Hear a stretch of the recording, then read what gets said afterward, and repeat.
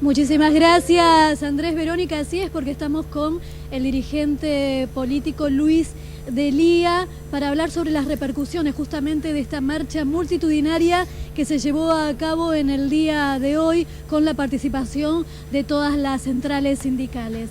Estuviste presente, ¿no, D'Elia?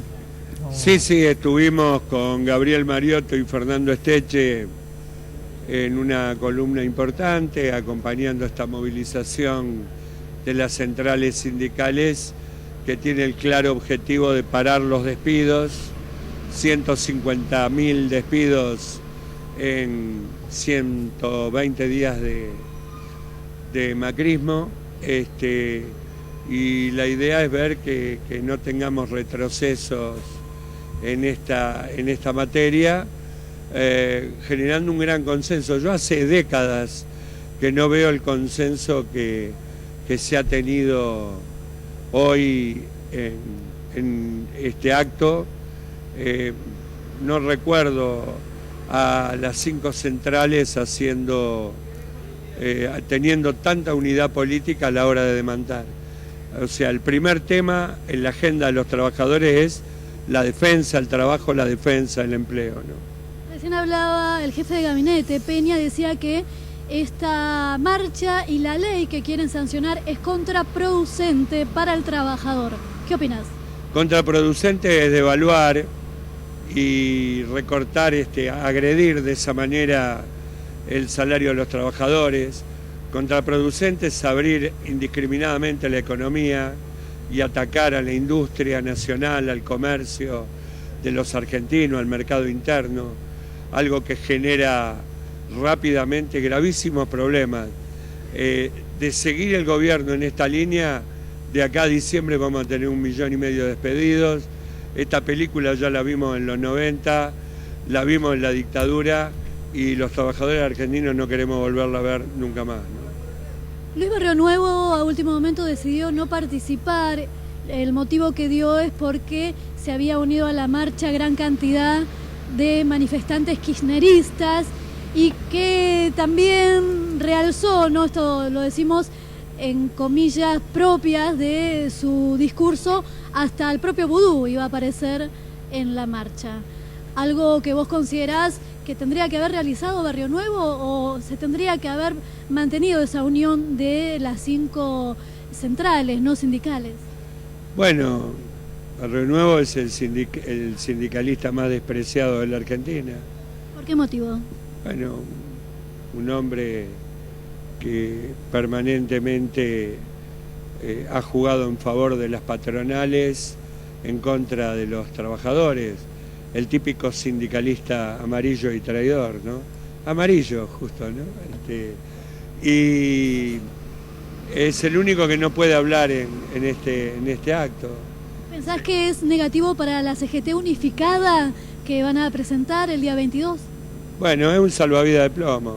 La verdad, Barrionuevo es un hombre de pésima imagen, acusado en su gremio de gravísimos hechos de corrupción, un hombre violento que se lo recuerda por haber quemado las urnas en Catamarca o haber entrado a los balazos en su gremio en detrimento de lo que eran secretarios generales los hermanos de Lorza.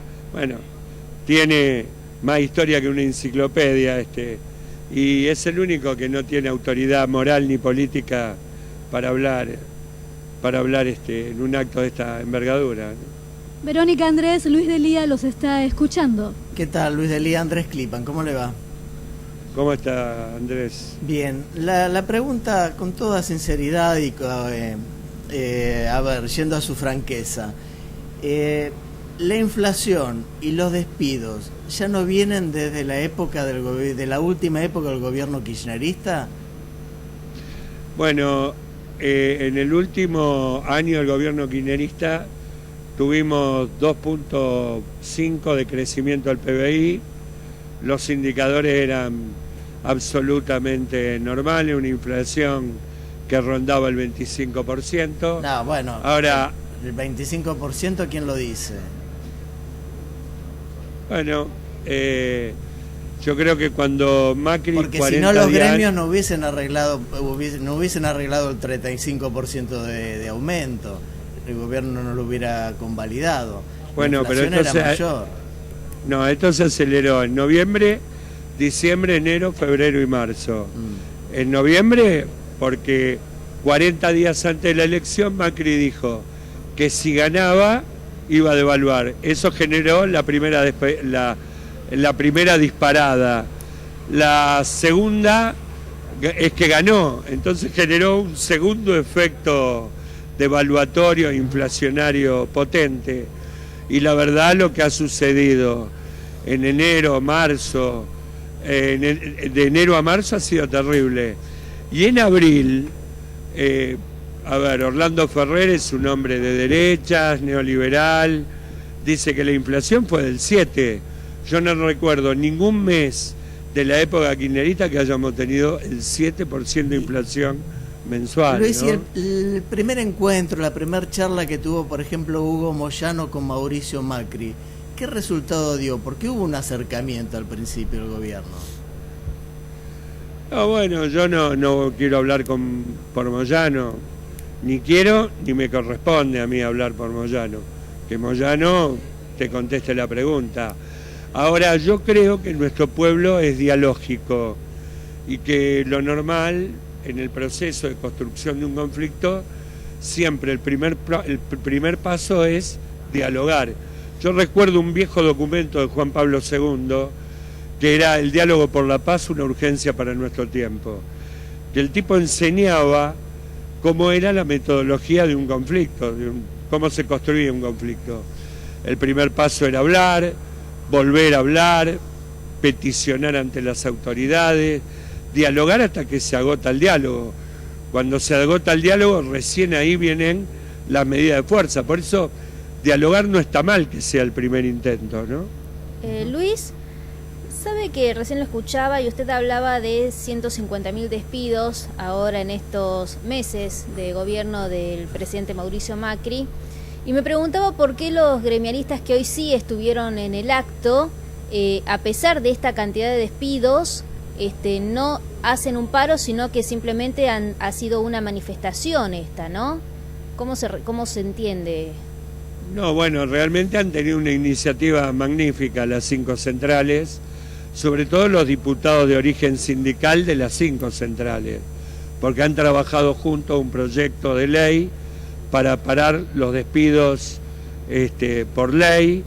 Esto es un logro inédito en la historia del sindicalismo argentino, ya tiene media sanción del Senado y yo no dudo que la semana que viene va a ser ley.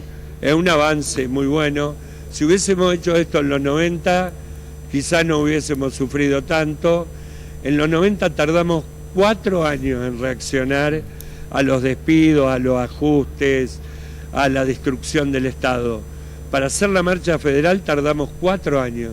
Hoy en 120 días ya tenemos una ley, ¿no? Y si Mauricio Macri veta la ley como ya lo ha anticipado, ¿qué va a pasar?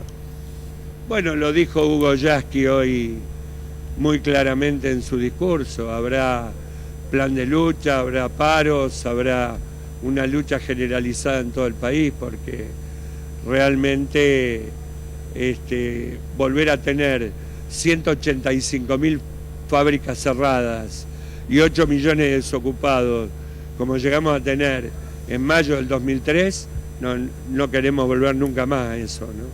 Ahora, Luis, después de la concentración de hoy, que fue realmente multitudinaria, ¿usted piensa que el espacio que Cristina Kirchner había ganado en su momento con la movilización a Comodoro Pi se ve un poco, no digo que mermado u opacado, pero nace también otro frente opositor al gobierno de Mauricio Macri? ¿Son coincidentes esos frentes? ¿Cristina está al margen? ¿Cómo lo ve? Mire, yo pasé porque me equivoqué con mi columna. Sí. Entonces hice toda la Avenida Independencia, desde el Monumento al Trabajo a la 9 de julio.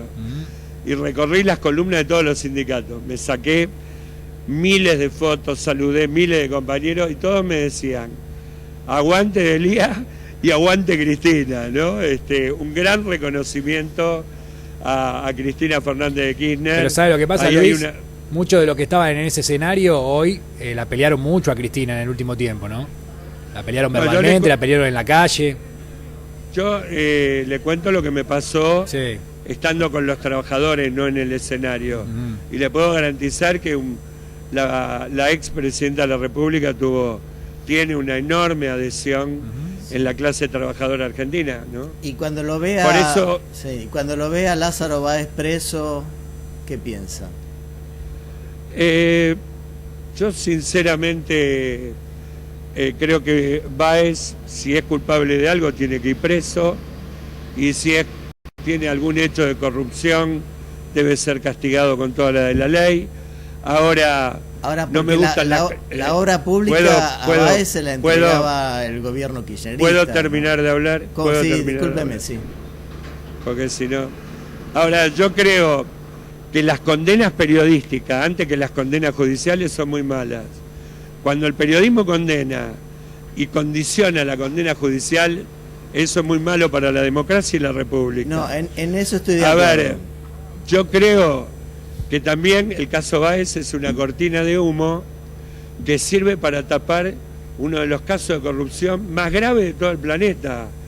Hoy, Mauricio Macri tiene 13 sociedades offshore, innumerable cantidad de cuentas en el mundo. Sí, pero le vale Son también la una presunción de inocencia, ¿no, Luis? A Mauricio Macri. A ver, sí, lo que es una profunda inmoralidad en sí mismo. Puede ser un acto inocente y profundamente inmoral, porque tener cuentas Exacto. offshore, donde el producido del mercado argentino, a ver, que haya 350.000 millones de dólares en el exterior, en paraísos fiscales, eludiendo, evadiendo, fugando divisas, en vez de estar en la Argentina, creando fábricas, produciendo trabajo, generando movilidad económica, eso es un acto de una tremenda inmoralidad que no puede ser tapado con nada. Y si es Ahora, cierto y si es cierto, perdóneme,